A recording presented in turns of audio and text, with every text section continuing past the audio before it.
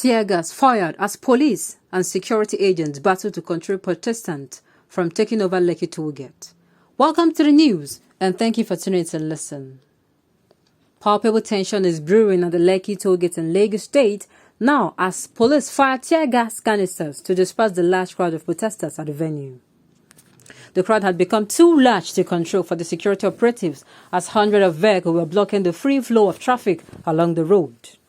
Unlike the situation in the last 1 hour when the protesters were only going in a vehicle procession to and from the Tollgate area, the area has become crowded and rowdy. As of the time of this report, hundreds of vehicles have been parked near the Tollgate and occupants of some vehicles have disembarked on the road.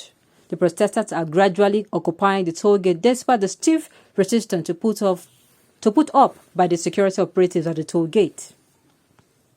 Efforts by the police and other security and law enforcement agencies to stop the Endsars protesters from gathering failed. Therefore, the police resorted to shooting tear gas to disperse the crowd and to prevent them from taking over the Tollgate. Why do they always create tension where there is no need? Protesting for what again? We suffered greatly last year due to this Endsars thing. Why not let it go? Or is it that people have nothing to do? Hence, they look for anything to keep them busy. If one of your family member died among the protestants, would you be talking like this? The government has failed them woefully. You can say that again and again. I'm of the opinion that they have failed, not because the economy is down, but because they have deliberately caused the deaths of thousands of people. You might succeed short-term traffic in lowering your readers to... Oh my goodness. I can't continue with that. Mr. Okay. I did not know the problem with Nigeria. Police has been warned there should be no protest for the remembrance of Endsars. Yet Nigerians are still adamant and went ahead to this unlawful protest. Nigeria is becoming lawless, and when government take action to address the breakdown of law and order, Nigeria will complain. We have not come out of what was the result of the last protest. We are enjoying that we are not a military regime. Anything their eyes will see today, they are on their own. Leaders in Nigeria are clueless and so remain defiantly incorrigible. What will police presence achieve? Okay. I am just going to... Okay, I cannot continue. I do not see why people will comment without reading through. Okay. You do not seem to wish Nigeria well. Okay. The truth is, this particular protest going on, it is because the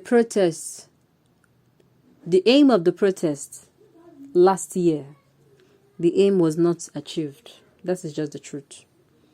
If the aim was achieved, what would have happened would be there will be no death, there will be no casualty, and this government will learn how to call for dialogue. Now, because the aim of the protest was not achieved, and to add salt to injury, ministers and people in government are coming out to say that the Lekki massacre was just an audio massacre, that there was nothing, there was no body and blood. Now, how do you keep saying this when people were witnesses? For you to come out and say there was no massacre, there were no bodies, and there were no blood, that means you are even going to say that there was never a protest. That is what it meant. There was peaceful protest. The protestants were peaceful. They were peaceful. It was until on this very day, towards the end of the day, I think 6, 7, 8 p.m. That is when the incident occurred. That is when things took an ugly turn. When the protesters were fired at, were shot at. That is when hoodlums hijacked that particular protest. Until this very day, October 20, 2020. By 6, there was still order. By 5, there was still order. By past 4, there was still order. And those youths were just doing their thing and making sure they get the attention of the government so that they will be called for dialogue, and at the end of it is going to yield fruit. But the aim was not achieved. Instead, the government, as usual, responded with coercion. They responded with coercion. And this coercion led to loss of lives. And loss of lives, what happened? Turned to loss of many properties. Private-owned properties, individual properties, and public properties, the government properties too. Properties that were worth millions. In fact, people who lost that year, who were affected by that, I don't know, I'm not sure. Many of them have been able to get themselves. Many of them are still struggling to get back on their feet. Sincerely. And you come out to say that this particular people, that they did audio, it was audio killing. There was nothing like massacre. It is a massacre because they were unarmed. If I remember vividly, they were waving their flags. They were singing the national anthem.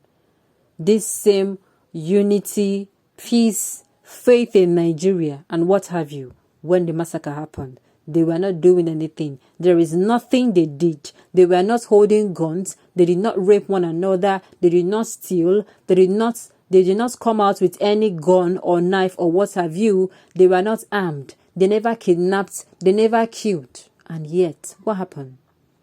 The federal government of Nigeria issued an order that massacre should happen at Tollgate. And what happened? People died. And still yet, I keep saying it, they are still saying that there were no deaths, that if there were deaths, people should come out. People should come out. Families that have bodies should come out for what? To do what? What am I coming out for? Will my coming out bring a child that is dead back? Will it bring my father that is dead, my mother? Will it bring he or she back from the dead? These are things you don't just come out and make statements just because the situation has not happened to you. The situation has not happened to you does not now mean that you should wait until you experience it before you know that this thing is real. We live in